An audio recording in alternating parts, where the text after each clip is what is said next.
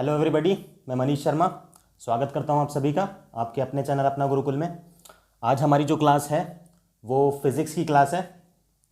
Physics की students हमने 2 class पहले भी की हैं जिसमें मैंने आपको सीरीज़ और पैरेलल का कंसेप्ट बता दिया था। ठीक है, सीरीज़ और पैरेलल का कंसेप्ट मैंने आपको फर्स्ट और सेकंड क्लास में बता दिया था। आज जो हमारी क्लास होने वाली है वो बहुत ही इंपॉर्टेंट आपका टॉपिक है। ठीक है, आप टॉपिक का नाम देख भी रहे हैं। टॉपिक है हमारा ओम्स लॉ। ओम का नियम बोलते हैं हिंदी में, इंग्लिश में बोलते हैं ओम्स लॉ। ठीक है, ये जो लॉ है इसके ऊपर आपका पूरा चैप्टर बेस्ड है। ठीक है, पूरे चैप्टर का बेसिक, पूरे चैप्टर का क्रक्स आपको इस लॉ से मिलेगा। ठीक है, तो इस लॉ को आपको ठीक से अच्छे से समझना है, इसकी डेफिनेशन को, इसके ग्राफ को। ठीक है, जब आप समझोगे तभी आप न्यूमेरिकल्स में इसको अप्लाई कर पाएंगे और सीरीज पैरेलल का यूज़ करके तभी आपके न्यूमेरिकल होंगे। नहीं तो आपको लाइक इलेक्ट्रिसिटी के न्यूमेरिकल में आप लोग घूमते रह जाओगे और कभी भी वो सॉल्व नहीं कर पाओगे। ठीक है, न्यूमेरिकल्स मैं बाद में एक एक न्यूमेरिकल आपको सॉल्व भी करके दिखाऊंगा। ठीक है, लेकिन अभी आप बेसिक समझ लो कैसे कैसे होता है। तो फिर देखते हैं हम। ठीक है, ओम्स लॉ क्या होता है। ओम्स लॉ, ठीक है, ओम्स लॉ ये कहता है, पहले सुन लो आप, डेफिनेशन अच्छे से सुनो। ओम्स लॉ ये कहता है कि in a circuit, in an electrical circuit, the current flowing, ठीक है, the current flowing is directly proportional to the potential difference. ठीक है, in an electrical circuit the current flowing is directly proportional to the potential difference. ठीक है, ये हल्की सी definition मैंने बताई है, अभी डिटेल में बताता हूँ। पहले मैं सर्किट बना के दिखाता हूँ सर्किट क्या होता है। ठीक है, इलेक्ट्रिक सर्किट हमारा, मान लो ये हमारा एक इलेक्ट्रिक सर्किट है। ठीक है, इसमें ये हमारा कोई मान लो रेजिस्टेंस लगा हुआ है। ठीक है, ये हमारा रेजिस्टेंस है। ठीक है, आर रेजिस्टेंस है जो भी है। ठीक है, ये हमारा इसमें लगा हुआ है बल्ब। ठीक है, ठीक है, यहाँ पे हम लगा रहे हैं इसमें एक स्विच लगा लेते हैं। ये स्विच का सिंबल होता है। ठीक है, आपकी बुक में देख लेना, आपको सारे सिंबल्स बने हुए दिखाई देंगे। ठीक है, और ये बना लगा लेते हैं हमें इसमें एक बैटरी। ठीक है, बैटरी ज़रूर लगाते हैं, ये पॉजिटिव होता है। ठीक है, बड़ा वाला डंडा मैंने पहले ही बताया था और छोटा वाला होता है ये नेगेटिव का सिंबल।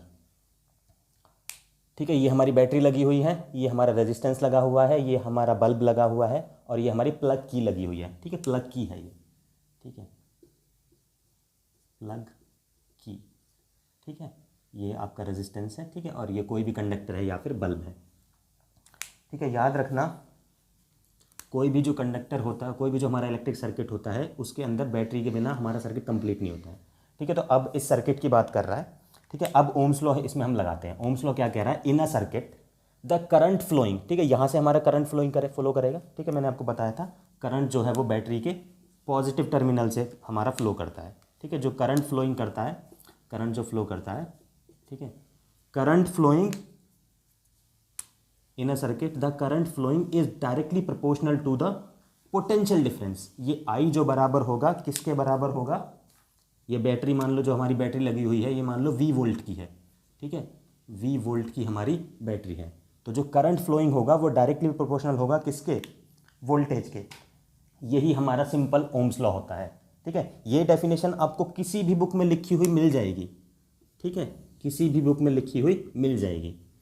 ठीक है, लेकिन एक बात आप याद रखना, जो स्कूल के टीचर्स भी कई बार नहीं बताते हैं। ठीक है, या बुक में लिखी तो होती है थोड़ी बहुत। ठीक है, लेकिन हम उस पर अच्छे से ध्यान नहीं देते हैं। ठीक है, देखो बेटा, प्रैक्टिकली मैं बताता हूँ। ओम्स लॉ ये कहता है कि करंट जो होता है वो डायरेक्टली प्रोपोर्शनल होता है वोल्टेज के। ठीक है, लेकिन इसके लिए कुछ कंडीशन होती हैं। ठीक है, इसके लिए क्या होती हैं, कुछ कंडीशन। ठीक है, कंडीशन क्या होती हैं, कंडीशन ये होती हैं कि इसमें फिजिकल कंडीशन, ठीक है, फिजिकल कंडीशंस कौन कौन सी, टेम्परेचर और प्रेशर, टेम्परेचर और प्रेशर, ये दोनों चीज़ ना कांस्टेंट रहनी चाहिए। ये दोनों चीज़ क्या रहनी चाहिए, कांस्टेंट रहनी चाहिए, तभी हमारा जो है ओम्स लॉ जो है वो अप्लाई होता है। ठीक है, नहीं तो ओम्स लॉ में वैल्यू चेंज हो जाएगी। और ये आप लाइक मान लो स्कूल में आप साइंस लैब में या फिजिक्स लैब में जाके इस प्रैक्टिकल को करके देखोगे ना ओम्स लॉ के, तो वैल्यू आपकी बिल्कुल सही नहीं आएगी। अगर आपकी टेम्परेचर या प्रेशर की वैल्यू है ना चेंज हो गई है, तो वैल्यू आपकी कुछ चेंज हो जाएगी। ठीक है, इसलिए इन दोनों की वैल्यू को आपको कॉन्स्टेंट रखना बहुत ही ज़रूरी है। ठीक है, ठीक है, तो ये कंडीशंस याद रख लेना, ये दोनों कंडीशन भी इस डेफिनेशन में होती हैं। अब मैं डेफिनेशन सिंपल आपको बोल के बता देता हूँ। इन अ सर्किट या फिर in an electric circuit the current flowing is directly proportional to the potential difference या voltage. Current flowing is directly proportional to the potential difference if physical conditions like temperature and pressure, physical conditions like temperature and pressure are kept constant. ठीक है, अगर physical condition हमारी temperature और pressure की constant रहती हैं तो हमारा जो करंट होता है वो वोल्टेज के डायरेक्टली प्रोपोर्शनल होता है। ठीक है, अब इसको क्या लिख सकते हैं, अगर करंट हमारा वोल्टेज के डायरेक्टली प्रोपोर्शनल है तो इसको उल्टा करके भी लिख सकते हैं। ठीक है, V directly proportional to I, ऐसे भी लिख सकते हैं। ठीक है, और ये जब कांस्टेंट ऑफ प्रोपोर्शनलिटी को हटा के हम इसकी जगह इक्वल टू का साइन लगाएंगे। ठीक है, तो यहाँ पे एक लगता है कांस्टेंट ऑफ प्रोपोर्शनलिटी, उसको क्या बोलते हैं, R। ठीक है, V R इंटू ये क्या है, I। ठीक है, ये R क्या है, R मैंने आपको पहले भी बता रखा है थोड़ा बहुत। ठीक है, R क्या होता है, ये R होता है हमारा रेजिस्टेंस। ठीक है, रेजिस्टेंस डिटेल में, रेजिस्टेंस किन किन चीज़ों से अफेक्ट होता है, कैसे कैसे होता है, वो हम नेक्स्ट क्लास में पढ़ेंगे। रेजिस्टेंस का मतलब मैंने आपको पहले भी लास्ट क्लास में भी थोड़ा बहुत बताया हुआ है। ओके, रेजिस्टेंस का मतलब मैंने आपको लास्ट क्लास में भी थोड़ा बहुत बताया था। ठीक है, रेजिस्टेंस का मतलब होता है something which resist the flow of current, जो करंट के फ्लो को रोकता है। ठीक है, जो करंट के फ्लो को रोकता है उसको क्या बोलते हैं हम, रेजिस्टेंस। ठीक है, करंट के फ्लो को रोकता है या करंट के फ्लो को कम करता है उसको बोलते हैं हम रेजिस्टेंस। ठीक है, जैसे इस सर्किट में ये रेजिस्टेंस है। ठीक है, ये करंट के फ्लो को रोकेगा या फिर कम करेगा। ठीक है, तो हमारा V is equal to R I आ गया, या इसको हम सिंपल उसमें लिख देते हैं V is equal to I R.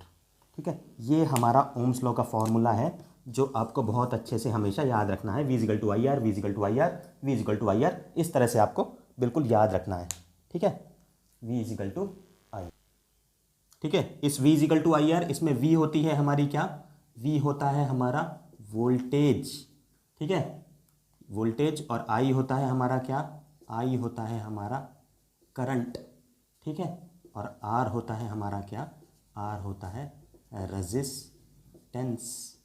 ठीक है, V होती है वोल्टेज, इस वोल्टेज को हम पोटेंशियल डिफरेंस भी बोल देते हैं, पोटेंशियल डिफरेंस, पोटेंशियल डिफरेंस। ठीक है, पोटेंशियल डिफरेंस, I हो गया हमारा करंट और R हो गया हमारा रेजिस्टेंस। ठीक है, इसके साथ साथ आपको इन तीनों की यूनिट भी याद रखनी है। ठीक है, यूनिट याद रखनी बहुत इंपॉर्टेंट है। रेजिस्टेंस R है हमारा, इसकी यूनिट होती है हमारी ओम। ठीक है, ये जो साइंटिस्ट है, जो ओम्स लॉ है, इसी के नाम पर रेजिस्टेंस की यूनिट होती है। ओम एक साइंटिस्ट का नाम है। ठीक है, रेजिस्टेंस की यूनिट होती है हमारी ओम, और इसका सिंबल होता है लगभग इस तरह से बना देते हैं इसको। ठीक है, ओम यूनिट होती है। ठीक है, और ये इसका सिंबल होता है। दूसरा है हमारा करंट। ठीक है, करंट की हमारी यूनिट होती है एम्पियर, करंट की यूनिट क्या होती है हमारी, एम्पियर। ठीक है, और तीसरा बचा है हमारा वोल्टेज, वोल्टेज की यूनिट हमारी सिंपल होती है वोल्ट। ठीक है, वोल्टेज की यूनिट क्या होती है, वोल्ट। रेजिस्टेंस की यूनिट हो गई हमारी ओम। ठीक है, करंट की यूनिट हो गई हमारी एम्पियर। ठीक है, और वोल्टेज की यूनिट हो गई हमारी क्या, वोल्ट। ठीक है, तीन हमारी चीज़ें हैं V is equal to I R फॉर्मूले के अंदर, तीनों का नाम पता है। V का मतलब है वोल्टेज, I का मतलब है करंट, R का मतलब है रेजिस्टेंस, और तीनों की यूनिट पता है। V की यूनिट होती है वोल्ट। ठीक है, करंट की यूनिट होती है हमारी क्या, एम्पियर, और रेजिस्टेंस की यूनिट होती है हमारी क्या, ओम। ठीक है, तीनों का नाम, तीनों की यूनिट पता है। ओम्स लॉ की डेफिनेशन ये हो गई। ठीक है, तीनों का मतलब, ठीक है, और उनकी यूनिट यहाँ पे हो गई। इसके बाद आपको एक छोटी सी चीज़ और याद रखनी है, वो है ओम्स लॉ का ग्राफ। ठीक है, ओम्स लॉ में एक ग्राफ भी बनता है। वो ग्राफ बनता है किस किस के बीच में। ठीक है, पहले तो ये भी याद रखना है कि ग्राफ किस किस के बीच में बनता है। ग्राफ बनता है V और I के बीच में। किस किस के बीच में बनता है, V और I के बीच में। V मतलब वोल्टेज। ठीक है, V मतलब वोल्टेज या पोटेंशियल डिफरेंस। ठीक है, और I मतलब करंट। ठीक है, V मतलब वोल्टेज और I मतलब करंट। और इसमें ये बात भी आपको याद रखनी है कि ये जो V होगा, जो वोल्टेज होगी, ये x एक्सिस के ऊपर होगी। ठीक है, और I जो करंट होगा वो y एक्सिस के ऊपर होगा। ठीक है, ये ग्राफ VI ग्राफ बनता कैसा है ओम्स लॉ में, ये ग्राफ बनता है हमारा स्ट्रेट लाइन। ठीक है, कैसा बनता है, ये हमारा स्ट्रेट लाइन ग्राफ बनता है। क्यों बनता है स्ट्रेट लाइन, ये भी हम बिल्कुल सिंपल आराम से समझ सकते हैं। हमारा ओम्स लॉ क्या कह रहा है, ओम्स लॉ कह रहा है कि V is directly proportional to I, मतलब V और I एक दूसरे के डायरेक्टली प्रोपोर्शनल हैं। डायरेक्टली प्रोपोर्शनल का मतलब ये है, आपको शायद डायरेक्टली और इन्वर्सली प्रोपोर्शनल का मतलब ना पता हो, नहीं पता है तो इधर देख लो। V is directly proportional to I का मतलब ये है कि अगर हमारा V इंक्रीज़ होता है तो I भी हमारा क्या होगा, इंक्रीज़ होगा। ठीक है। और अगर हमारा वी डिक्रीज़ होता है तो आई भी हमारा क्या होगा, डिक्रीज़ होगा। ठीक है, वी अगर बढ़ रहा है, वी अगर इंक्रीज़ हो रहा है तो आई भी इंक्रीज़ होगा, वी अगर डिक्रीज़ हो रहा है तो आई भी हमारा डिक्रीज़ होगा। ठीक है, क्योंकि ये दोनों क्या है, एक दूसरे के डायरेक्टली प्रोपोर्शनल हैं। ठीक है, एक दूसरे के ही डायरेक्टली प्रोपोर्शनल है। ठीक है, तो ये तो डायरेक्टली प्रोपोर्शनल है। इनवर्सली प्रोपोर्शनल में हमारा उल्टा होता है, एक चीज़ इंक्रीज़ होती है तो दूसरी डिक्रीज़ होती है, या एक चीज़ डिक्रीज़ होती है तो दूसरी इंक्रीज़ होती है। वो इनवर्सली प्रोपोर्शनल में होता है, ये डायरेक्टली प्रोपोर्शनल है। वी इंक्रीज़ होगा तो आई भी इंक्रीज़ होगा, वी डिक्रीज़ होगा तो आई भी डिक्रीज़ होगा। और इसका ग्राफ कैसा आएगा, ग्राफ हमारा आएगा इसका स्ट्रेट लाइन। ठीक है, इस फॉर्मूले को आप तीन तरह से लिख सकते हैं। ये हमारा v is equal to I R का फॉर्मूला है। ठीक है, इस फॉर्मूले को, ये थोड़ा सा मैं रब कर देता हूँ यहाँ से, इस फॉर्मूले को हम तीन तरह से लिख देते हैं।